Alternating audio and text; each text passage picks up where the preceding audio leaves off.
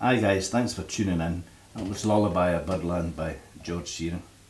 First I must apologise some of the playing I'm playing just now. I broke a nail over the holidays, so if I sound a bit muted, that's what it is. Anyhow, enough excuses. It's a very interesting tune. It's an E minor, which is good for us fingerstyle guitarists because there's a lot we can do. And there's quite a lot of interesting chords and changes over it, and basically I'll run through them. So let's start. The tune starts in E minor, F sharp minor, to a B7, back to the E minor. Now that's an E minor 9th, lovely chord. Different ways you could play it, and it sounds familiar. It's like the start of Cry Me a River.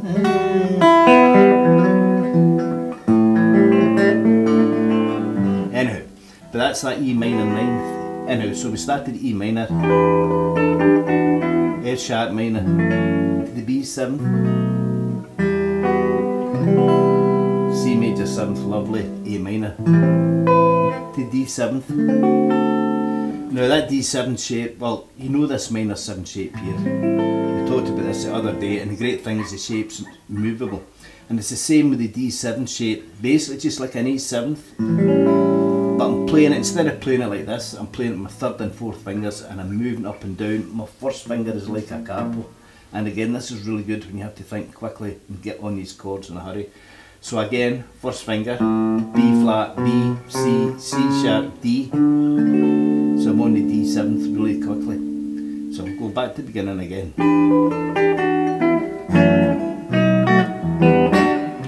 A minor, B minor, back to the E minor, A minor, now F diminished, so that's an F sharp diminished. Let's talk about this diminished shape. There's lots of different diminished shapes, but this one's a good one to use when you want to go into a diminished shape in a hurry. And the good thing again, it's movable. So my 1st finger's on an F sharp, gives me F sharp diminished. But if I was looking for G diminished, just up one. Looking for E flat diminished, 1st finger on an E flat. So it's a great shape for getting on really quickly. But it proves the point of what we say another week. Even if you just learn up to the 5th fret, up to the 6th fret, this really helps. It helps you to get on these shapes really quickly. So it's D, D sharp, E, F, F sharp, G, G sharp, A. Simple as that. Just learn them one at a time, and it really helps. Actually, like learning the bass, the names of the bass strings first. Maybe just the 1st E string. The other ones are quite tricky, but we'll get to that. So we went to that A sharp, back to a G. Now turn around again, and the turnaround's F sharp minor 7 flat 5. So there's a flat 5 note there, the C. It should be C sharp because it's an F sharp minor chord. Because it's a flat 5, the C sharp just becomes a C natural. It's as simple as that.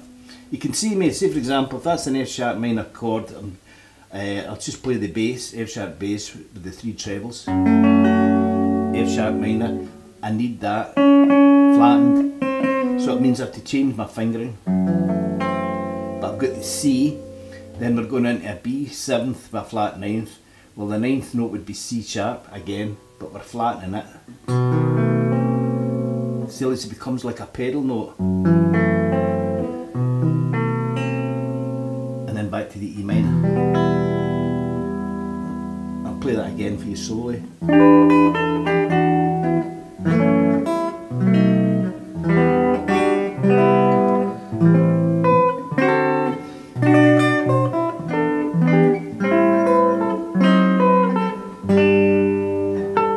Flat 5. Simple as that. It's great chords, and that's one of the reasons why we love playing these tunes. It's because the chord structure on them for a guitarist is really, really nice. Anyway, we come up to the second part of the tune, which starts with an E7th chord. Now remember how we talked about the D7th here? So we're just moving up a tone, first finger on an E. Now because I'm playing fingerstyle, I can cut things down, just use my thumb to play the E bass and play the 3 trebles. So I'm just playing a part chord instead of playing that. And the melody comes up chromatically. Back to A minor. You hear me playing those fourths again. You don't have to, you can just go. I like the sound of the fourths. D7th again, it's just a part bar. I'm using the D bass. Chromatic again.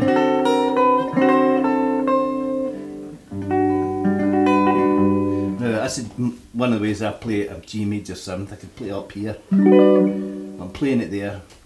If you remember the major 7th, guys, a major 7th is a chord. And a chord, remember, it's just 3 notes. Major, 1st, 3rd and 5th. Minor, 1st, flat and 3rd and 5th. But if we just take a D chord, so you can watch what I'm doing. There's the main tonic note, D. And in a major 7th, it's just down a semitone, a half note. And all I'm really doing with that major 7 shape I was playing there, it's just moving up and down. Instead of my first finger covering the 3, my pinky's covering it, and I'm using this basically like a capo. So a G major 7th, I'm playing it here. Sorry, playing it here. Right, with my pinky. My first finger's playing the G bass. And then my second finger I'm adding on another G. It sounds quite tricky, but it's not really. I mean, I'm playing 11s on this because I'm using fingerstyle. And the accent's quite high in this to try and stop the buzzing, and even then I can hit it easily. I can even hit an F. So you'll get that quite easily. So, well, a wee bit of practice. Let's run over the second part again.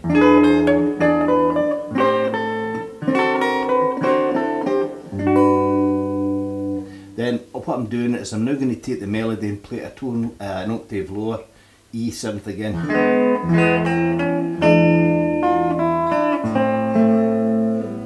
Go up in 6 with the bass, so it's an A, but I'm coming up in 6 with the bass.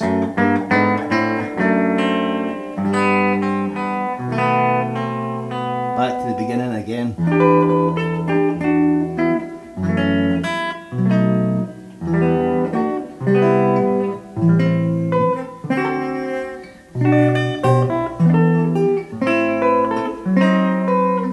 Now if they finish, instead of going to a G, I'm going back to the E minor chord, but I'm playing the G melody line here at there, but against an E minor 7th chord. Now I'm going to come down in semitones.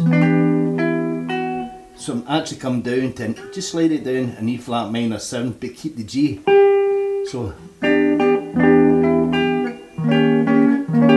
down a semitone again to like a D7 sus chord, to a full D7 chord, G, G major 7th.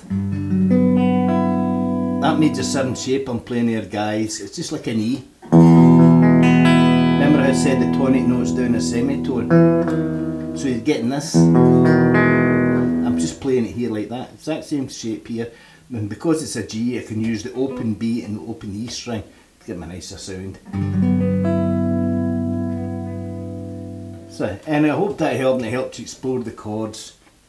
One last thing, if you were doing a solo on it, I don't normally play like some 1 string at a time solos on it. I'd play like some piano chords and things like that, which will be more of that the next thing.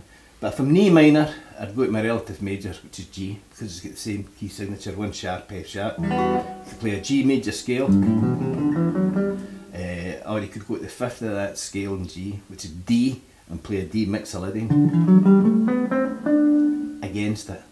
So that's one of the things I could develop later on. Anyhow, Lullaby of Birdland, E minor, 1 sharp, F sharp minor, relative major is G major. By the way, a tonic minor is just the name of the chord, only minor. So if we're in key of G, it's tonic minor is G minor. If we're in the key of E, it's tonic minor is E minor. But it's usually the relative minor you're dealing with. So thanks very much for listening, guys. Keep practicing and hope you have a great time.